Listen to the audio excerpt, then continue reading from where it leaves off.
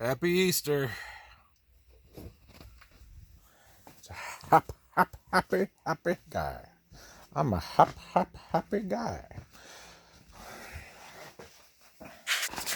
Went and scratched my head on this all night. Like, I was awake at 4 a.m.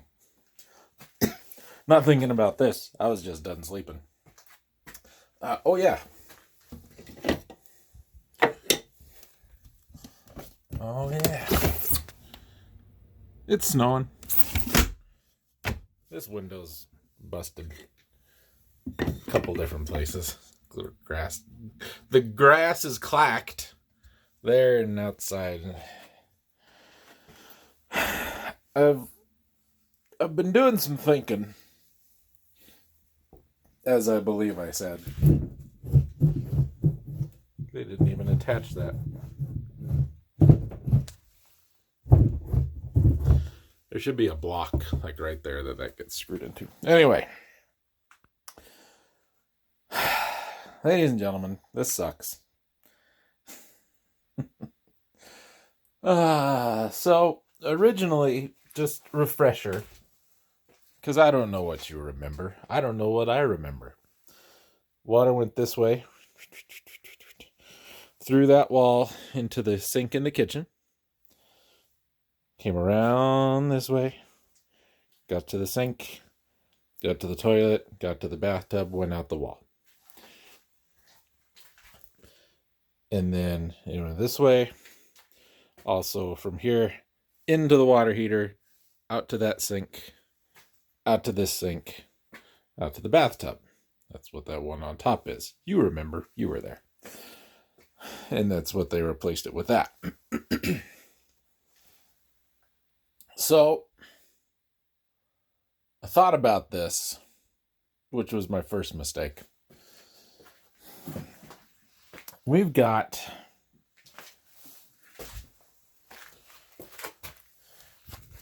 that's a 2x4 right there. So that's ideally would be about 3.5 inches of cement. It's probably closer to 4.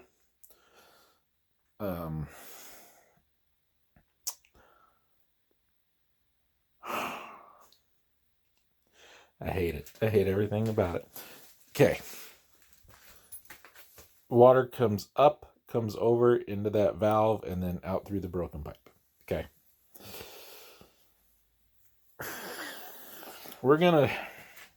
I'll have to shut off all the water, house and apartment both, to do this. When time comes to work on this, instead of coming up, over, and over, we're just going to come up and straight over this way. I don't know if I'm going to leave the shutoff valve there. I may move it over there. And I'll tell you why. So we're going to come over here. And we're going to go... I might go straight out the wall. I might go this way. Because the other end of that pipe, there's a faucet. Yeah? And it faces that way, where I've got maybe 25 feet from the edge of this building to the neighbor's garage. Now, if it was on this side, I'd have all, my entire yard is over there. There's very little over there. There's very little over there. There's nothing back there. It's all that way. So I've been thinking about this. Sink and toilet will be, over here somewhere. So instead of up, over, right angle, T, right angle, and then up, and then right angle and up for the toilet, we're just going to come straight out of there. We'll make our turn. We'll put the shutoff valve in the wall and get one of those little access panel things. And it's going to come over. We'll tee out right about where that stub is. We'll tee out that way for the faucet. So the spigot on the outside is actually in a intelligent position. Yeah, leave it to me. Couldn't think of the word intelligent when you wanted to say smart. And then it will come over and we'll elbow, and then it'll stop wherever it ends up over here. I need to research some more because this is bigger plumbing than I usually do. If I put the toilet here, let's say I put the toilet right here, because there's already drain right there. I don't know if it's the right size. I'm pretty sure it is. But put the toilet right there. That's too close to the wall.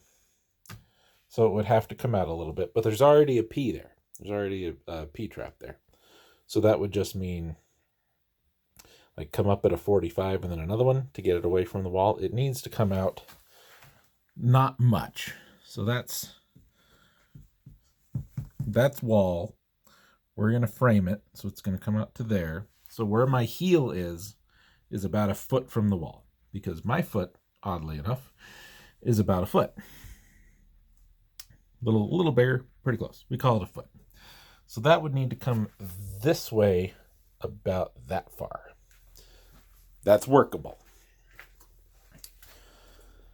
So while I've got this open, because if I put the toilet over here, then we're going to have to do a whole bunch of digging and chiseling, and we're going to have to replumb that whole thing. So I think we'll put the toilet there, put the sink here. Okay? Because I can drain the sink. This doesn't have to be covered. It can come down the wall and just go this way. And I think tie in. I think I can tee that for the toilet. I think. I need one of those like diverter tees so what goes down doesn't try and go this way. But this would be elevated anyway. I don't know. I need to research that. It's not something I'm familiar enough with to make that decision right now.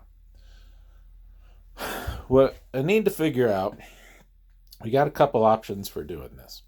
One, the tile's got to come up one way or the other, because it's going to be a mess one way or the other, which means I got to move all of this crap, which I was going to come do today, and then it's snowing, and now I don't want to. I want to go back in the house, continue cooking my stew, watch some Neil Breen movies, and play Dredge. And just, be dead to the world. Anyway.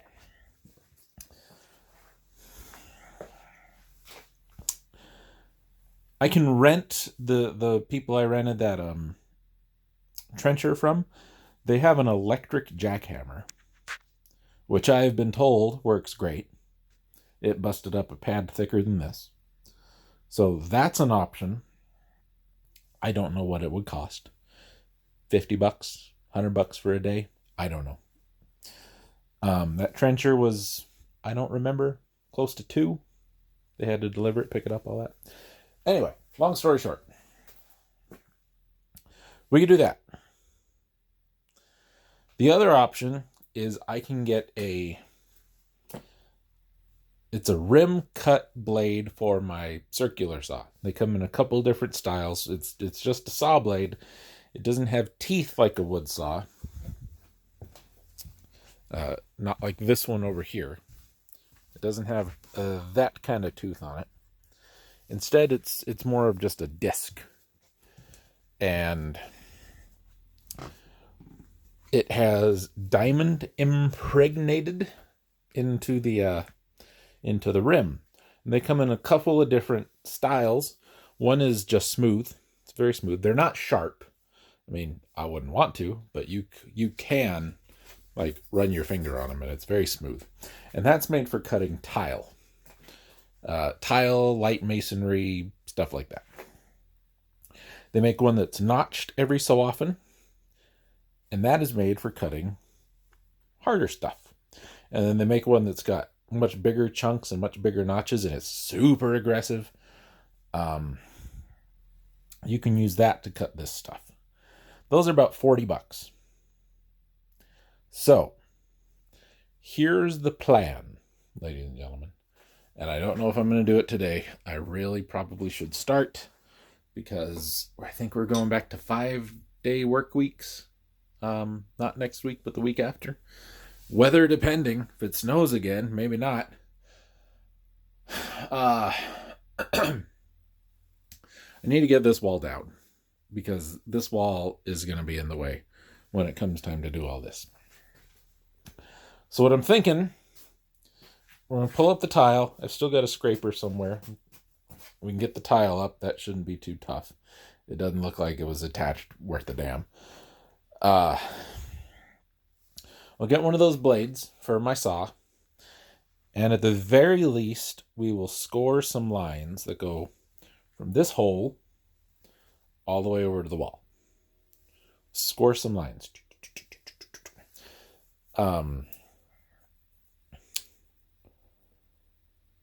If it looks like it's going to work, it's not going to cut deep enough. Because I think my big saw, my big circular saw, is a 5-inch blade.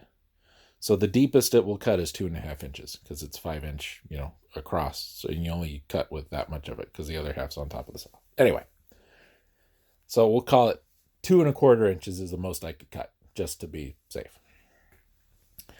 That's not going to get us through that.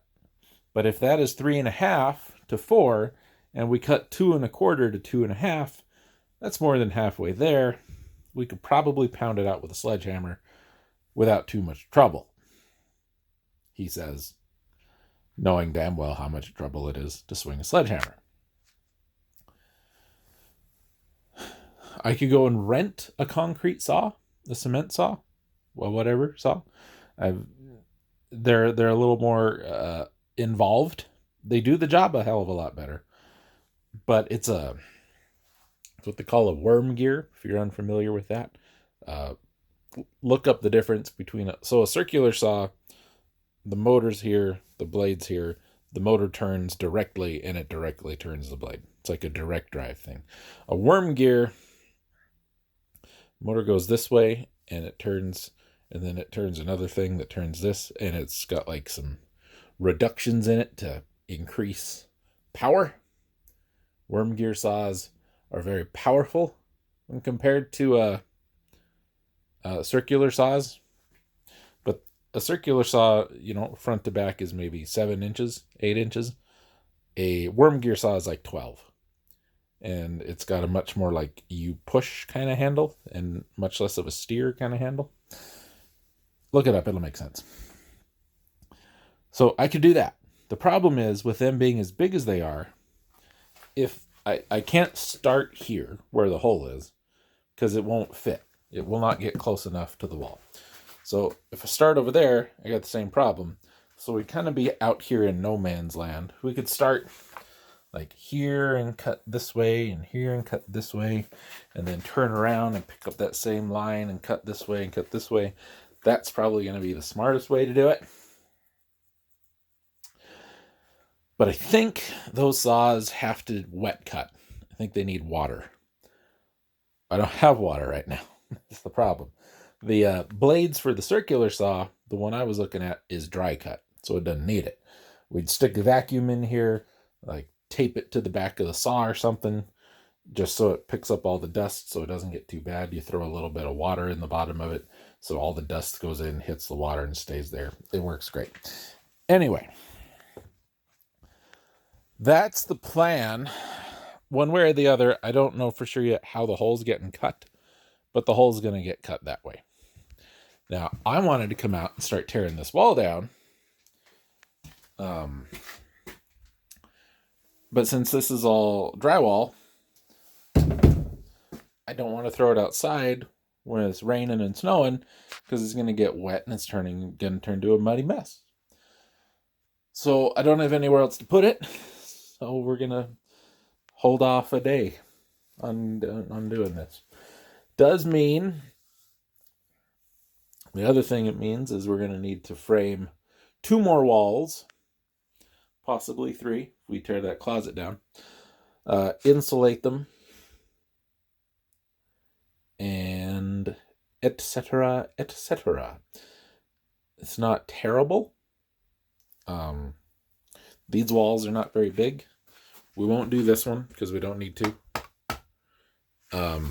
This one will do. It's not even 6 feet. barely 5.5. So that means that one's the same. And this one is probably about 12. So that's not too bad.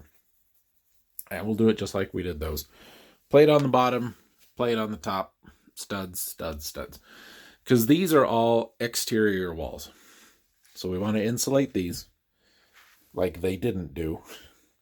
So, you know, we control our heat better. We have less heat loss, especially if there's going to be water in the wall. You know, you don't want it to freeze.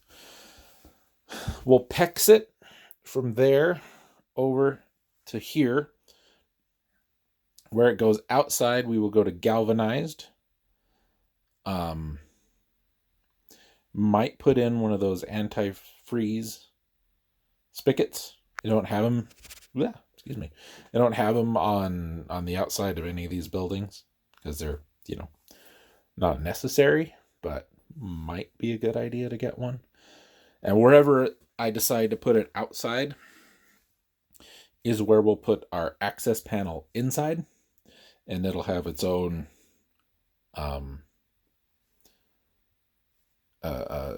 shut off. So that's excessive if you have the antifreeze and a shut off for the antifreeze, but it's nice to have. So that's the plan. So I would need 1, 2, 3, 4, 5, 6, 7, 8. And then if we did 9, 10, 11, 12, 13, 14, about there, 15, 16, 17, 18, 19, 20, 21, 22, what did we say? 23, 24, 25, 26. Don't need to do that wall. So we need about 30. We get 30 2x4s to do all the framing in here. Obviously that's way more than we would need, especially since I can't fit an 8-foot one there or there or there or there. And by the time I cut all that off, I'll have, you know, more than enough.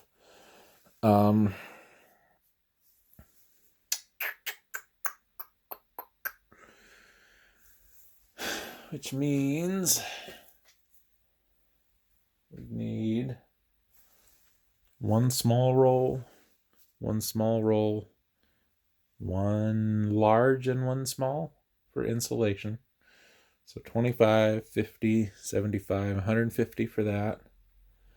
I don't know what the price is on a 2x4 right now. I bought one when I bought the board for the wall.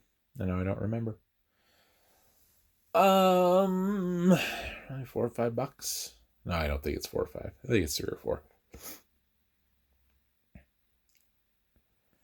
And then the pipe. And then we'll need to cover these walls too. We'll finish these, probably do it the same way we're doing that one. I'm not going to blue board this, or green board, or pink board, or whatever. Couple of reasons. Number one, we're not having a bathtub or a shower. That's going to way cut down on the moisture in this room. Number two, we're going to go in these gaps between the new wall and the old wall and all this, and we're going to fill those. Number three, I'm going to get some more of that floor sealer, and we'll seal the floor in here. That'll help a little bit. Yeah, we'll just, the amount of moisture that will be in here, because it's not going to be a bathroom anymore, will be down low enough. I won't need to worry about doing anything there. So we will paint it though. Put something kind of glossy on it just to help keep splash from the sink and whatever. And I think I will bring that sink that's outside and put it in here. I think that's what we'll do with that. Because the reason the sink is there is I wanted a place to fill buckets and my flower, like my watering can thing and all of that. But if I'm going to move that faucet from there to there, what I can do is where it comes out of the wall, I'll go through, put a spigot on, but I can also go up and put another. So I can have a, waist high and an ankle high. It'll be fine. Anyway, I don't know when the next video will be. Because I don't know when I'm going to get a chance to get started on this because of a goddamn train. No, because weather. Honestly, I don't know when.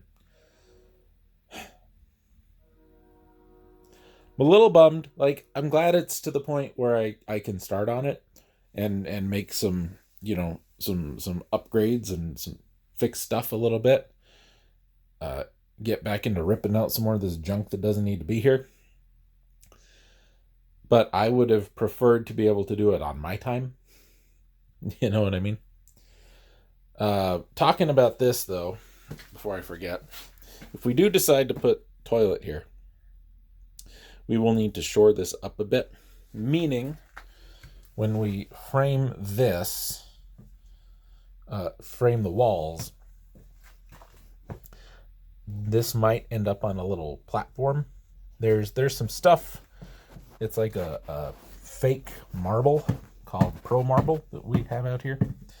I'm sure everybody has it, but we've got out here. And you could put that down, but it would need to be, basically we'd run a board from the wall out to here, and it would rest on top of this. And then we'd probably do one or two across. So the drain will come up. And then, maybe just I don't know. Take a 2x4 and lay it down just to raise that whole thing up just a little bit. Of course, then we got to floor it, which means we need some more OSB, which is fine. But yeah, I think sink right here, toilet right here, perfect. It doesn't have to be this one. This one's terrible. It's not very efficient, and I don't know about you guys, but my knee is higher than that. And I'm getting old. I need like bar stool height. That's where I'm most comfortable, on a bar stool. Anyway.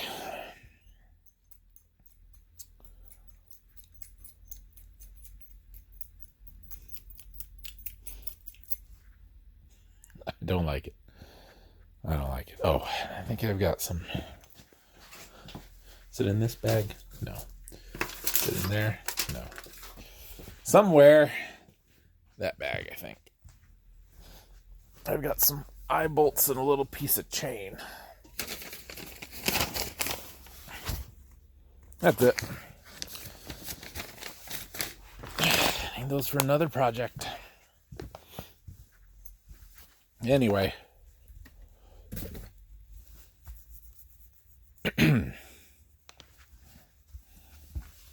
Watch your eyes.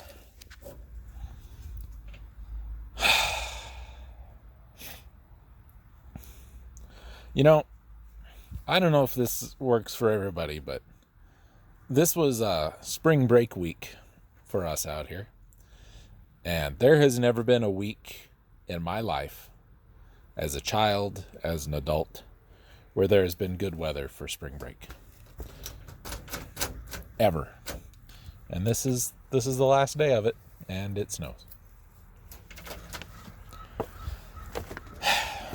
This piece. I was looking for that. Should probably take it inside, but I think it's probably too late. Anyway. See y'all later. Well, I've been out working for a little bit. What did I do? I just finished the podcast. Just finished recording this week's edition of the show. And this is where we got. I now know why they framed this wall in the way they framed it. Because that vent pipe for the drain there. It's a rather big pipe. Rather big. That's going to change up how I want to do this, because I was just going to frame it right off the back there. I could still do it. Come all the way to the back, and then, you know, what I could do is build like a little box to go around this. And I think I would turn all of this wall into shelving. I think. Maybe, possibly. There's something I saw, and I didn't research it because I wanted to do it on camera. So, you know, our water main is there. And I was going to cut a hole in the floor and bring the water main up over here.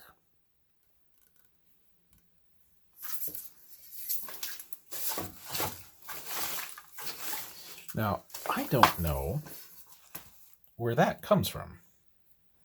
I don't know if that, because it's not quite in line, it would have to be, we're like, just on the other edge of this tile. So it could come over and tee that way. And here's our cold for the sink, our cold for the toilet. Those are cold for the tub, and then the faucet's out there. If it does that, if it's doing that, I think this is going to be a heck of a lot better. I mean, it's still going to be a pain in the neck to get down there and do. But if there's already a pipe there, I just need to bust this out and see it. The best way for me to do that would be to you kind of do a continuity test. You put a tester on that, you put a tester on that. Problem is, if it's connected anywhere else, it's going to read it. So I don't really know the best way to find out, tell you the truth right now, without, you know. We've got a water line tracer at work, and I could probably borrow that. You put a clamp on the pipe, you put a stake in the ground to ground it, and then you kind of wave it back and forth and it'll beep.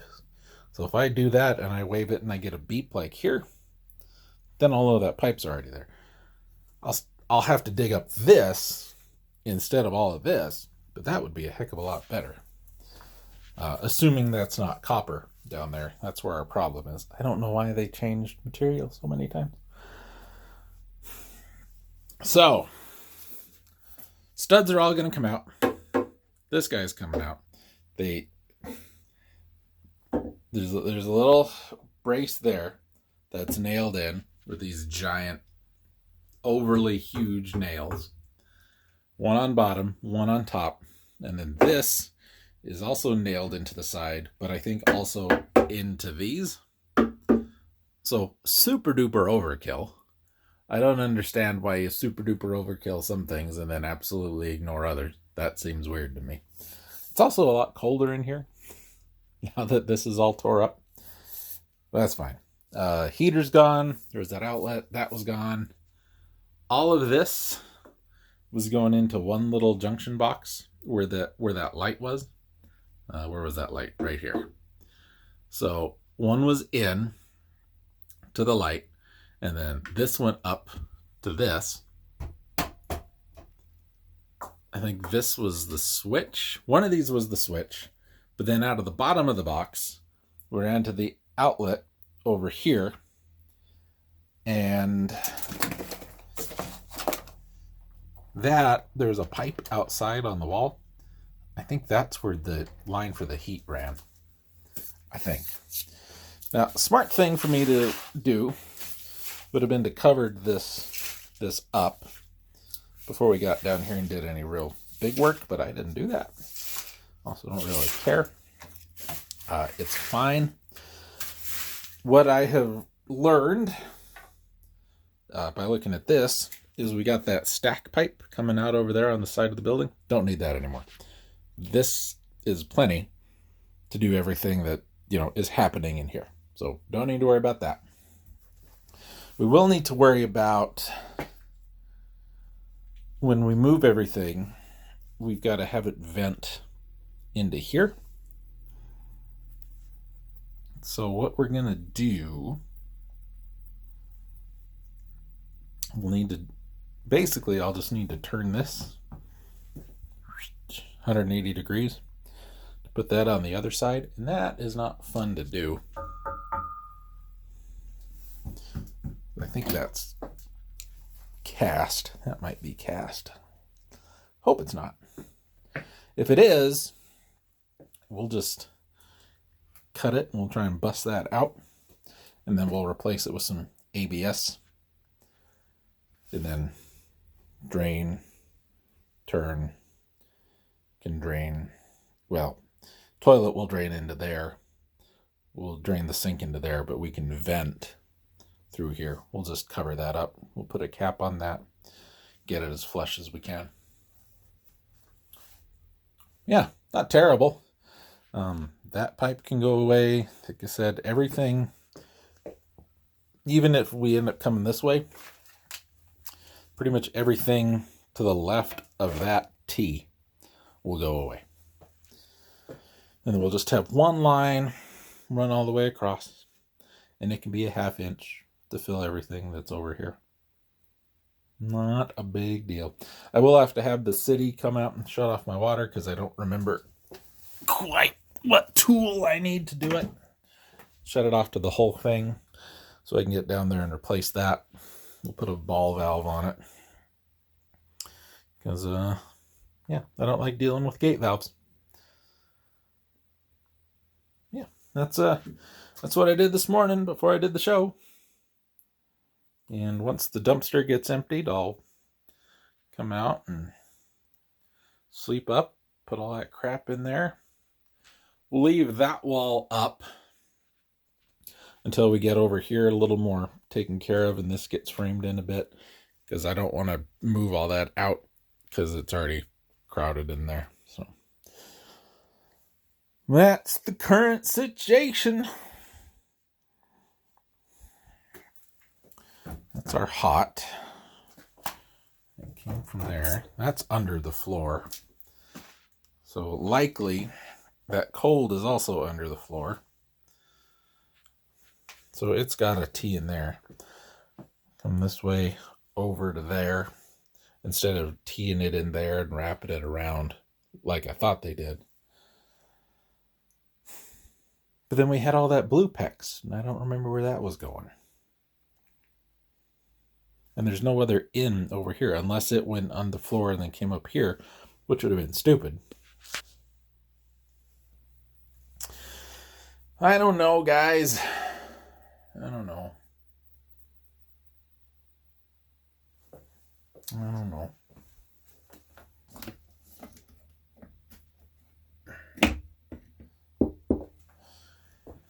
Anyway, that's all I got for you today. Like I said, since I've done that, it's been cold. We're down to 55. And I haven't messed with that at all. That's still at 62.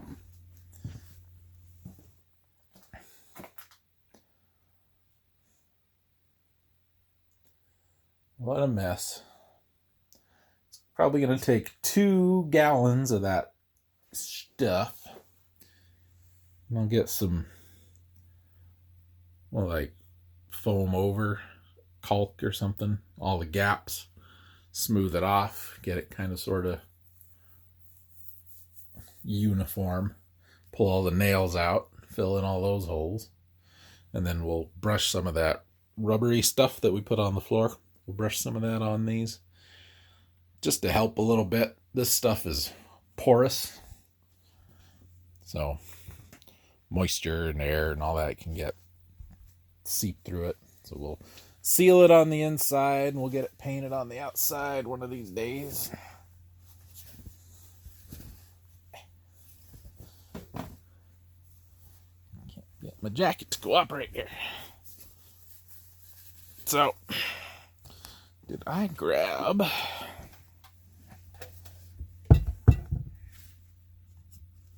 I did.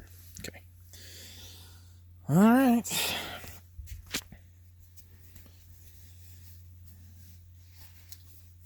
I will see you guys all next time, whenever that is.